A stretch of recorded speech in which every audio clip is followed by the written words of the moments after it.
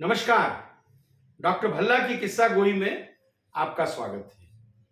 आज हम आपको कुछ ऐसी बातें बताएंगे, जीवन जीने की कला। जीवन में बांटना सीखो। धन या ज्ञान जो भी आपको है, जो आपको ईश्वर ने दिया है, उसको बांटो। बांटने में जो आनंद है, इकट्ठा करने में नहीं है। परंतु हम समाज में कंजूसों को कहते हैं सादा जीवन, ऊंचे विचार। कितने बड़े करोड़पति हैं सेठ जी, कितने लखपति हैं, पर कितना सीधा सादा रहते हैं। सादा जीवन, ऊंचे विचार कह के हम उनको प्रशंसा करते हैं। क्या ऊंचे विचार और ऊंचा जीवन साथ नहीं जिया जा सकता? क्या ऊंचे विचारों के साथ सादा जीवन ही जरूरी है? ये एक बहुत बड़ी गलतफहमी है। कंजूस लोग जो होते हैं वो ये गलतफहमी में जीते हैं कि उनकी बड़ी इज्जत हो रही है, उनकी बड़ी महिमा हो रही है। कंजूसों के बारे में आपको हम एक किस्सा सुनाते हैं। एक सेठ थे धन्नालाल। उनकी एक बेटी करीब 30 वर्ष की हो गई, जिसकी वो शादी नहीं कर रहे थे। समाज में लोग कहने लगे सेठ धन्नालाल अपनी बेटी का विवाह इसलिए नहीं कर रहे क्योंकि वो उस पर खर्चा नहीं करना चाहते। लाखों रुपए खर्च करने पड़ेंगे। सेठ धन्नालाल ने फिर विचार किया कि जहां रहना है, जहां काम धंधा करना है, वहां पे कुछ ना कुछ इज्जत बचाने के लिए बेटी का विवाह करना पड़ेगा। पास के गांव के अंदर खबर पहुंचवाई गई। वहां से सेठ चंपालाल जी आए अपने बेटे चंदूलाल के साथ लड़की को देखने और सगाई करने। आपने आदर सत्कार पर उनको बुलाया तो सेठ चंपालाल ने कहा, देखिए हम रिश्ता करने तो आए हैं, परंतु एक बात बताइए, आपकी बेटी फिजूल खर्ची तो नहीं करती?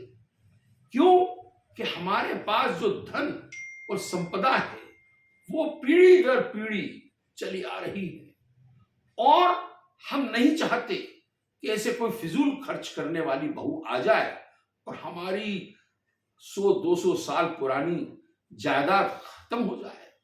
और उन्होंने उतार के अपनी पगड़ी टेबल पे रखी और कहा, ये पगड़ी मेरे दादा के पिताजी ने, उनके पिताजी के दादा ने और उनके पिताजी के दादा ने गांव के एक दुकानदार से उधार ली थी, जो अभी तक चल रही है।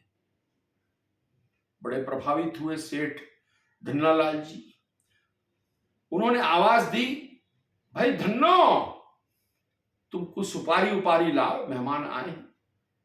धन्नो ने एल्युमिनियम की एक प्लेट में सजाकर सुपारी लाई और अपने पिताजी को दी।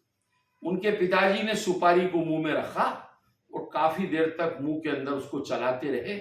फिर उसको निकाला और कपड़े से उसको साफ करके वापिस तश्तरी में रखकर अपने होने वाले समधी को उन्होंने पेश कर दिया। उनके समधी और उनके बेटे चकरा गए और मुंह देखने लगे। तो सेठ धन्नालाल जी ने कहा, यह सुपारी हमारे परिवार में 400 वर्ष से है।